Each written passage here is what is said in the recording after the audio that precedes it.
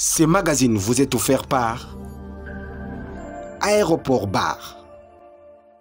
SMWS à la partout, Bozuli Bakuya Kolanda, magazine Nabino l'actualité, en lingala facile, plus 243, Mote Nabino.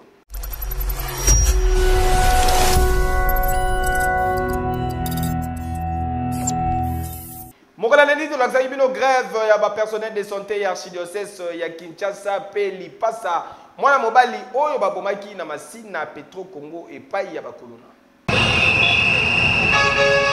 Ba personnel de la santé, plus précisément, ba médecin, il y a archidiocèse, il y a Kinshasa, ba lobby trop, c'est trop tourne à bangope et coquille. Ba se décider, ba kende grève, ba kolever yango ti mukolo ba kozwa solution. Pour na makambu ya mbongo na bango balobi deuxième p troisième SMIC esengeli efutama liboso ya hôpital Saint-Joseph na commune ya Limité basali communication oyo ya wana hôpital Saint-Joseph ezali ba travailleurs ya Bédéon nyonso même hôpital Saint-Joseph ezali kat na Bédéon c'est l'archidiocèse de Kinshasa oyo ezali na grève bandi na 7h juste yango bozo mona ba travailleurs nyonso bango oyo problème ba travailleurs bazo réclamer ezali pona problème ya SMIC bazo kofuta bango malamu te jusque là troisième palier ya SMIC bafuti yango nano te or lelo boye balobaka lisusu makambo ya SMIC te esi eleka depuis janvier 2019 lelo 4 ans passés bozo mona oyo nyonso buka ba mikana ba revendication to lukina ndenge nyonso to solana employeur azoko lingate pour manifester bonne foi pour ba travailleurs ba futa mamala. Nous sommes là pour encadrer l'ensemble des travailleurs de l'archidiocèse de Kinshasa qui sont en train d'exercer leur droit le plus légitime qui est la revendication de leur salaire.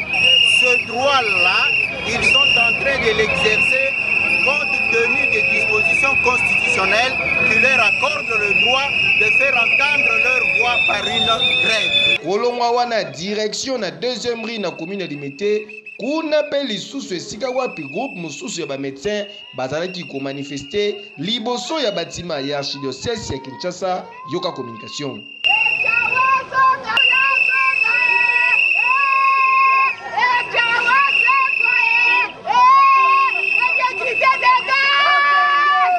Selon ma information tozu sur place, ceux qui peuvent bafouti bango ezalaka kaka na to ya 92 kokamwa boye eza mabe penza. Dossier oyo ezali à suivre.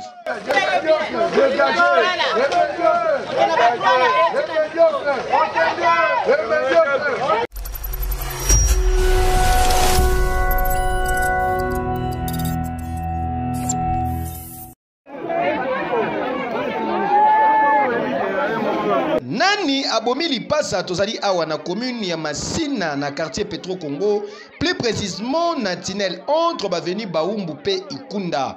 Population balamuki na tongo boye bakuti lipasa ya kokufa bakati ye ba papier ba machette et pa ya bakuluna ba voisin bayokaki koganga ya mutu na butu kasi wana moyeba bimezate posoki obimi he etali yo. Selon l'information tozu sur place koto yo baekiri esalama donc bana ya ngambo oyo pe ngambo mosusu bayoka na kate yoka lisolo olalaki scène oyo mpe na ngai esalami a partir ya 1h 2h bana ngambu bakoti ye autaki kopi kozonga na ye retour e babloke ye babandi kokata ye bakati ye misisa makolo ti awa tina matoi bana se bana ngambu prince basali bongo bango kuna baocomplice baotamboka na basoda kuna na ngambu ya prince nde baosala makambo oyo na bametre volontaire kuna na ngambu ya prince nous mettons boye kala ba mama ba ba anan ba ba rap kimina wa ki 4h mtogama okama tawatu bombe basi kolili moins babima ekite est-ce qu'on a tongo yote batota mtu yawa ipare pana ngambo takuna se a complicité na metani binga bango wana ninja wana etala be bakonzi ya la police ya district ya Tchango, population ya Petro Congo na commune ya Masina bazali ko vivre na insécurité na ndenge ya kusakana te na koyoka ndenge bazali koloba boye population bakoki ko identifier ba jeune oyo ba terrorisaka bango bosa de loko to kasango boite. Bakuti mutu ya kokufa na commune ya Ntele bakangi faux policier na commune ya Masina salle de fête bon rêve ezaba dossier ya mokolo ya mardi.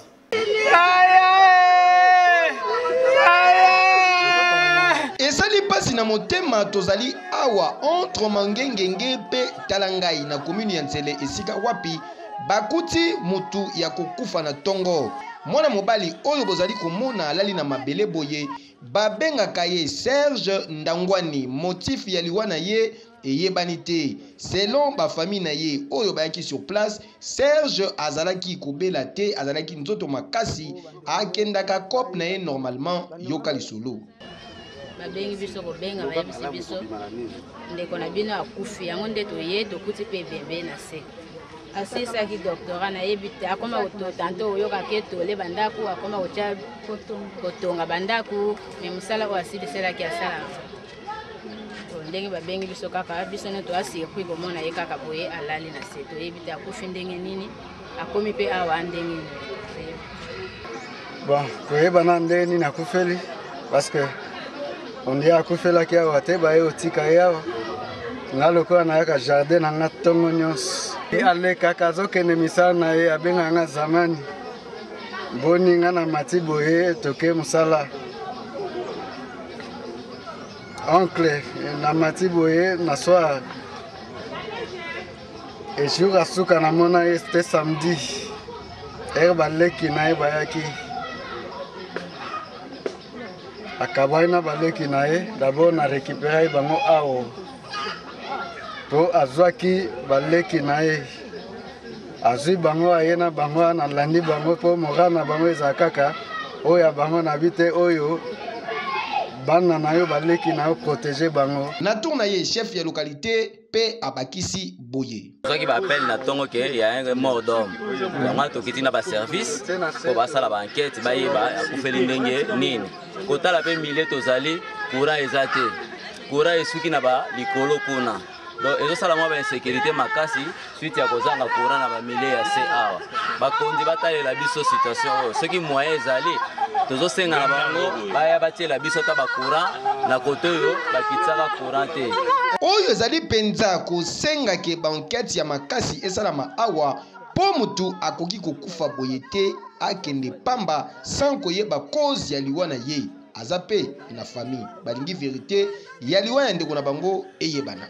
Eza pasi.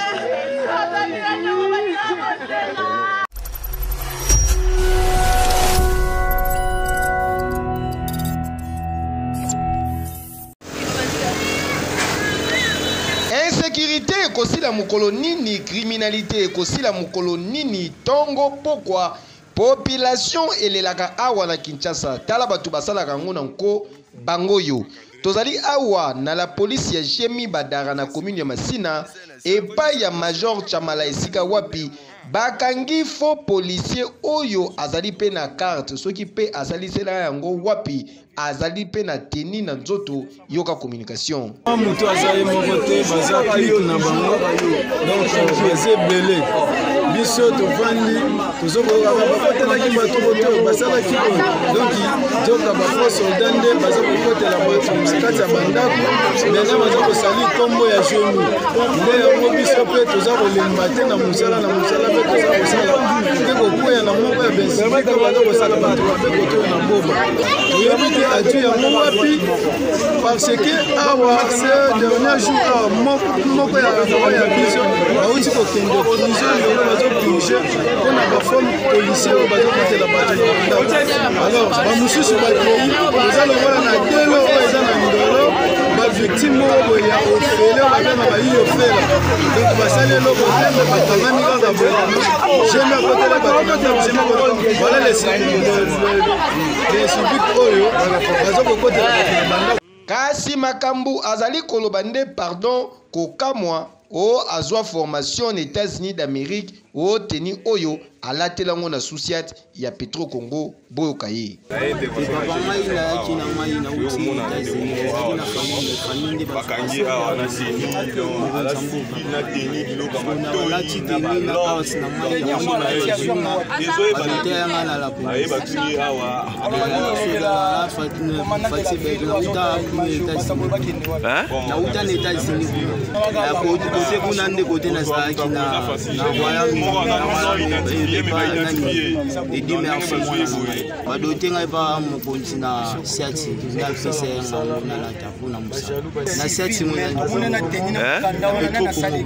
Population oyo pe bazalaki wana sur place bazalaki maloba te. Subitement, nous avons mandat pour sauter. Quand on va sauter, on va sauter. Baleki, Bosso, Babouki, Kotola, Kadena, le pont Tokanga, Babouki, Kadena, Babouki, Bafongo, le portail, allez, Baé, Bandi, Kobuka, Portanda. Et Bandi, Kobuka, Portanda, Koubénézi. Quand on bénit là, tout le gâteau, Fongo, la Todima, Babeti, des coups de balle. Des coups de balle, en fait, Nana, Bakafi, Babeti, des coups de balle. Bossondi, Fais-moi, allez, Babandi, Soukobuka. Nous en avons bien habité, tout français, tout bima. La Fongo, le portail, n'a pas de mal. 15e coup de balle. Nous sommes dans la carte, dans ton dos, là, allez,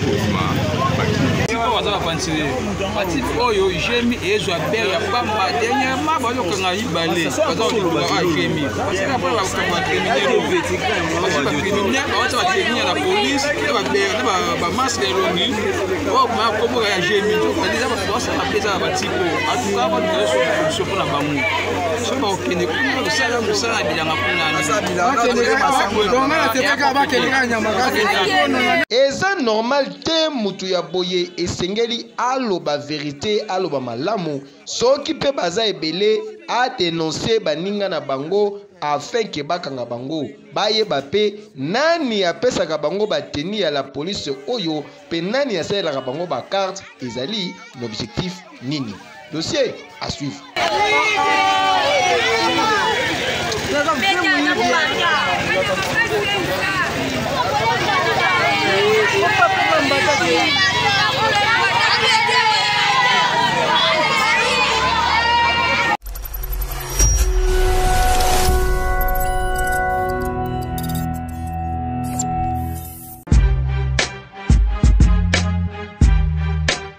Kinshasa yokelanga nanu eloko oyo yaboye nanu ezalate poto ekiti na Kinshasa. Groupe Gérant de l'Éternel bamemeli bino salle de fête bon rêve bijou ya kitoko boye cadre idéal pour na ba manifestation na bino nyonso avec l'équipement de dernière génération, service ya qualité assurée, pe personnel qualifié pour na ko servir bino. Ezala pour na ba fête ya mariage, anniversaire, ba conférence, manifestation politique, séminaire kutu jemuke, sonorisation et kuba. Bokanisi esili et bongo soki otali ba chambre de luxe pardon yako samba ezate na salle de fête bon rêve électricité eza assurée 24 heures sur 24 heures avec parking moko sécurisé. Pour la réservation topé plus de précision bokoki ko benga na ba numéro ezali affiché otuninga adresse salle de fête bon rêve ezwami na numéro 171 ya avenue Kabalo na croisement Willery. Topé soki okomi déjà na rond-point Willery oza mobimba. Salle de fête bon rêve mbatambuta ya mokolo oleki bango. Qui dit mieux? Epesa zuwa teo ekeyo. Bana Kinshasa bakosa bino te bobatela eloko oyo.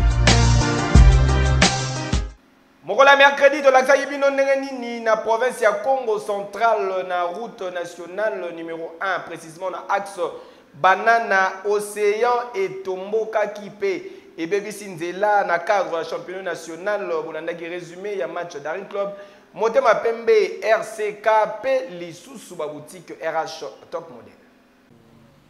Na national numéro 1 Nzela oyo ekenda Banana Océan etomboki vague et buki kutu support ya beton oyo basala awa pona kokabula yango na nzela ya mituka ekatisi tina ngambu ya fleuve à tel point que mituka ya mikepe ya minene ekomi na difficulté pona koleka nzela oyo.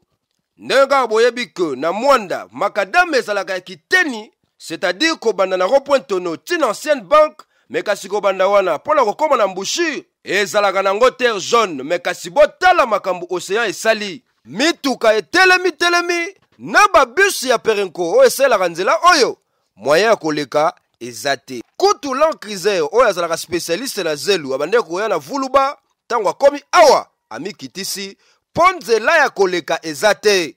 Donc awa ekomi soko oza na charge décharge mutuka luka banoko batie o poids oleki olibere bango. Donc article 15 ebotami kotoyo lokola congolais abukanaka te mpo soki osali kijibe awa o mutuka na ngai eza mobimba na traction obeti bango kara waya okoleka te, okosuka lokola ketch oyo elingi ekende koplonge na mai po niveau vague ya océan etiki kushi ya zelu awa ya désert asara kute kosa. Me kasi soko oza na mbongo te okoti na idéologie ba chauffeur oyo boza komona boye akumbi akiti akoti na samutuka okanisa lokola azobongisa ngo kasi nde aza kolongola zelo po azwa moya koleka.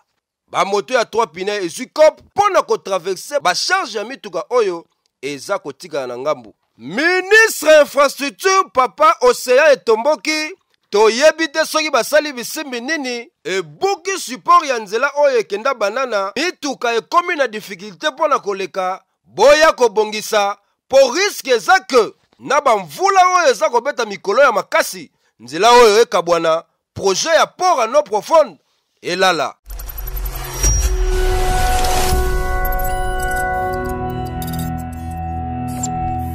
Daring Club Motema Pembe aligné qui deuxième victoire consécutive depuis Ebandelia championnat grâce à la prestation naye mercredi 10 novembre liboso ya Racing Club ya Kinshasa na stade des Martyrs de la Pentecôte na cadre toujours ya poursuite ya championnat national ya Vodacom Première Ligue. Batim vert et blanc, Bayaki Kofongo la marque na 22e minute de jeu na entremise ya Jonathan Ikanga Lombo. Ses coéquipiers pouvaient faire vraiment une très belle action et créer une sensation et notamment ce but de Ikanga Lombo. 13 minutes plus tard, Kati Katsulondi Joyce Ayaki kwa alourdir score pour Nabatim vert et blanc. Entre les deux joueurs, Ikanga Lombo dans l'axe. Attention avec ce ballon, Kati Katsulondi le deuxième but. Le deuxième but est d'Ancler Motema Pembe. 3 buts. William Likuta Ndeyaki qui a marqué 3e but pour Nabana Dora na 38e minute de jeu. 3-0 score à la pause, puis score final. On a joué sur le rythme de l'adversaire, un rythme très lent. Et l'adversaire gagnait tous les duels. À la 25e minute, c'est là que nous avons accéléré. Ça nous a permis de mettre 3 buts. Mais c'était des buts quand même dans la précipitation, dans l'engagement physique. En deuxième mi-temps, quand même, il y a eu plus de circulation de ballon, plus tactique, c'était un peu plus propre. Mais c'est vrai que c'est bizarre qu'à ce niveau-là, on ne marque pas encore des buts. Je crois que c'était 3-0 et on devait plus soigner le style de jeu. C'est ce qui a été fait en deuxième mi-temps. Donc je ne suis pas trop d'accord que c'est un relâchement. C'est plutôt qu'on a soigné l'esthétique de notre jeu. Parce que quand même, par rapport au match précédent, on retrouve petit à petit notre style de jeu.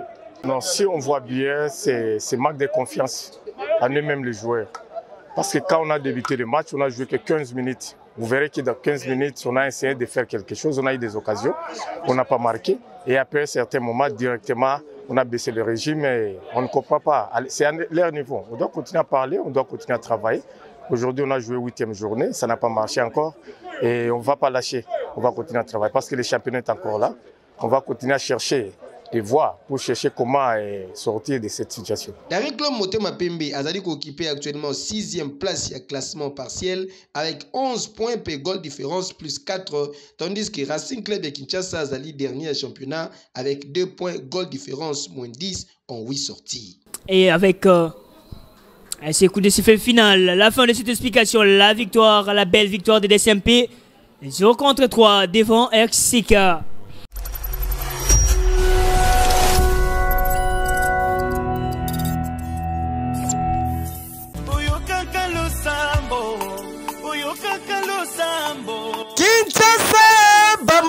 Congo, Kinshasa, Brazzaville, boyebisa bango ke banvoiti te. Désormais, pour Nakolata Malamu, ba boutique RH Top Model, etiki ba porte na yango polele, Pona ko permettre bino bozo ba vêtements ya qualité, bobanga te po awa bataille nyonso ezali. Ba pantalon, ba robe simple, ba robe ya soirée, ya cérémonie, ba chaussures, ba sandales, ma papa, ba ketchi ya solo, nyonso esengeli pona ba maman, ba femme d'affaires, ba jeune fille ya swag, bokokuta yango na ba boutique RH Top Model.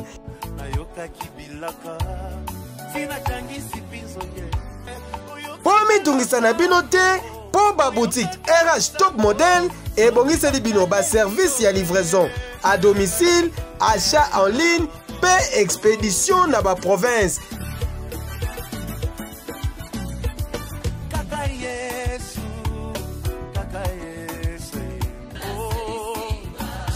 Pour na plus de précision, bokoki kobenga na ba numéro ezali affiché, topé boleki na ba boutique RH Top Model, oyo ezwami na avenue Colonel Lukusa na commune ya Gombe. Référence premier shopping mall na premier niveau Oza Mobimba. Topé mususu oyo ezwami na numéro 1 ya avenue Mont des Arts na commune ya Gombe. Musika te na école cours Sénègue. Kasi boboza na teke ba boutique RH Top Model ezali polele du lundi kino dimanche de 9h à 20h. Kasi dimanche na premier mall exceptionnellement de 13h à 19h. RH Top Model, vous rendre top, c'est notre devoir. Qui dit mieux? Kejo! Mokala jeudi bolandaki ndenge nini chef d'état-major ya ba FARDC asalaki descente na Rwanda pour échanger sur situation sécuritaire et résumé ya match Tanzanie République démocratique du Congo na cadre éliminatoire ya Coupe du monde ya football Qatar 2022. Depuis mercredi 10 novembre, l'équipe chef d'état-major ya ba FARDC le général Célestin Mbala Musense akitaki na Kigali na Rwanda elongo na délégation monene pour s'entretenir ba entretien bilatéraux na chef d'état-major ya ba force de défense rwandaise le général Jean Bosco Kazura na quartier général ya ba RDF na Kigali na kobimanaye le général Célestin Mbala chef d'état-major ya ba FARDC atalisaki boye. Il s'agissait de faire face de manière concertée au terrorisme. Et le terrorisme a pris un caractère transnational, un caractère sous-régional. Il attaque tous les pays de la sous-région. Et nous nous sommes dit que c'est le moment, conformément aux recommandations de l'Union africaine, de mutualiser nos efforts pour faire face à ces mâles qui freinent le développement. Outre cette planification, cette préparation contre le mal du terrorisme, nous avons fait aussi le tour d'horizon de la situation qui se passe le long de nos frontières pour mutualiser les efforts et empêcher que les forces négatives ne puissent déranger nos propres frontières pour l'intérêt commun et conformément aux vœux de nos chefs d'État qui veulent que les relations entre les voisins puissent être de très bonnes relations, de manière à ce qu'on favorise le développement de notre pays ainsi que l'amélioration des conditions de nos populations respectives. Disons que pour l'instant, les accusations fusent de partout et nous avons laissé le temps aux commissions spécialisées, les services de sécurité, au mécanisme conjoint de vérification qui va faire son travail et nous donner des précisions sur les uns et les autres pour qu'on connaisse la vraie vérité pour prendre des dispositions idoines. Et c'est ko signaler que descente Oyo et Salami quelques jours après attaque ya ba élément ya M23 na territoire ya Rutshuru depuis Rwanda et Uganda.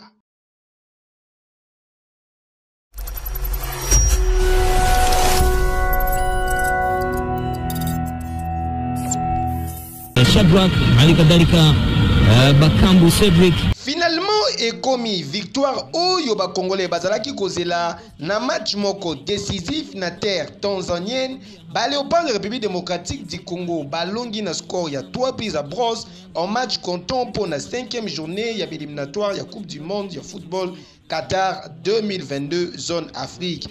makambo ebandaki nde na 6e minute na entremise ya Gaël Kakuta. 1-0 score à la pause. Na seconde période, plus précisément na 66e minute de jeu, la République démocratique du Congo ayaki ko inscrire deuxième but grâce à Nathan Idumba.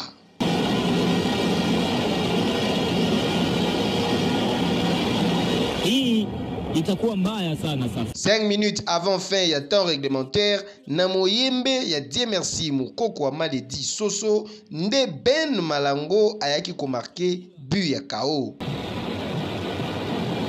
Avec succès, République démocratique du Congo a totalisé 8 points, puis dernier virage pour le groupe J et causa la dimanche dans le stade des martyrs de la Pentecôte, Tikana Ibisabino qui match on ezala au Pesimboa Mboa Boy pour ezali petite finale. Anaondoka sasa. Senani anapiga cross ndani ndefu huko kumtafuta John Bo. Na weekend bolandaki ndeni na village Belachola oyo ezali à 5 km ya Mwanda na province ya Congo central. Ba militaire oyo bagendaka formation na Kito na batumbi mboka basakaje biloko ya batu pe aéroport bar cité d'ambiance. Donc vili abu bomana vuika bionso binkutu mana vuya. toyebi te soki basoldat nini tokozala bango na ba 2025 2030 po biloko bomoni eziki boye bilamba bamoto bandaku eza volcan ya Nyiragongo te nde etomboki kasi sabotage oyo ba nouveau recrue ya FARDC oyo bakendaka kozwa formation na base ya Kito na basali awa na village Belachola à 5 km na cité ya Mwanda nyonso po bayaki kokuta moko na bango ya kokufa na zamba ya Belachola esika bakendaka kosala ba exercice na bango me kasi lokola conflit ezalaka deja entre bango na ba villageois po ba villageois ba reprochaka bango ke baliaka ba manyoko na bango na bilanga babendela bango boule ndenge kaka boyebi ke ba village mingi ya RDC ezalaka na bandako ya matiti batumba bandako nyonso bamesa kobuka bateve kopanza batu kobeta basi nyonso oyo bakutaki wana ko violer kutu 2 personnes bakufi donc okokanisa neti toza na beni esika ADF asalaka makambo ya boye menzoka na Congo central quelques populations oyo bomoni batelemi boye bazalaki épargné po bazalaki na bilanga mekasi tangu bazongi na pokwa bakuti village tout est poussière village nyonso ekauki bilanga loso ekosa bakomi kolala libanda bilamba ya kolata eza te donc batikali kaka na oyo balati boye ata pe kolamba moyen eza te po banzungu nyonso eziki awa na Mwanda betikena ba honorable na beto tout à fait papa Jean-Marie Moulato tindu animebimisila beto nsheti ba soda zonaka kuiza kwa mvie terrain na beto kwako yani mtu mebimisaka ba soda na periode ya General Mustafa andi vutukila kusala jambo ina ya betikena kutuba ngeme ka kwenda na maka isamba na payage bame telemisa ba plaque na bao en béton tikuna yemi kuma terrain na bao basoda tiko betikele bakena kuiza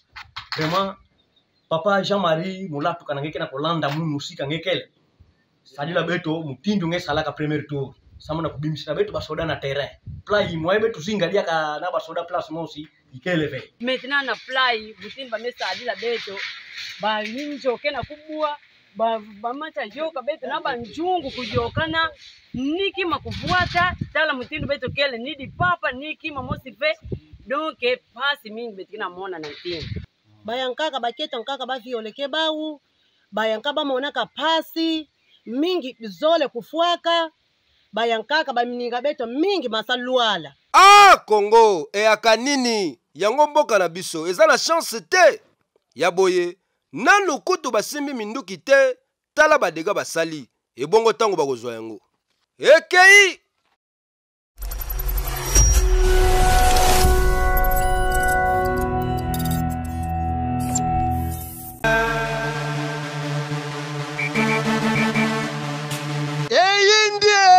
na Kinshasa eyindaka mabe temple de l'ambiance ya Tchangu aéroport bar Kimbuta cadre idéal pour na ba divertissement na bino pe pour na ba détente ya kitoko na conseiller bino aéroport bar Kimbuta o mela mwa kopo ya malili avec vitrine bien équipée na ba DJ professionnel pour na komema bino na ambiance moko électrique.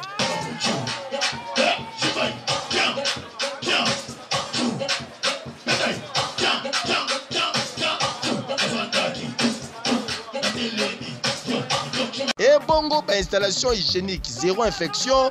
Et senga kande boye ozo melane siga kitoko pe sécurité.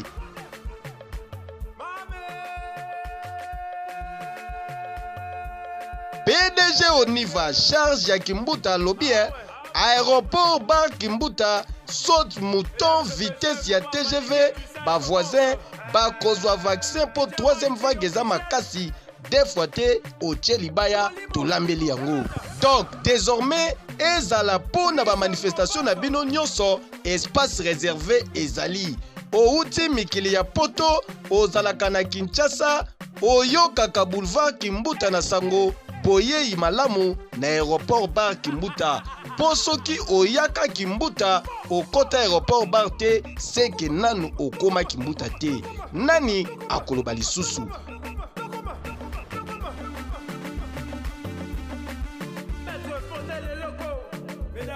Aéroport bar Kimbuta Mbatambuta. Hey Kejo!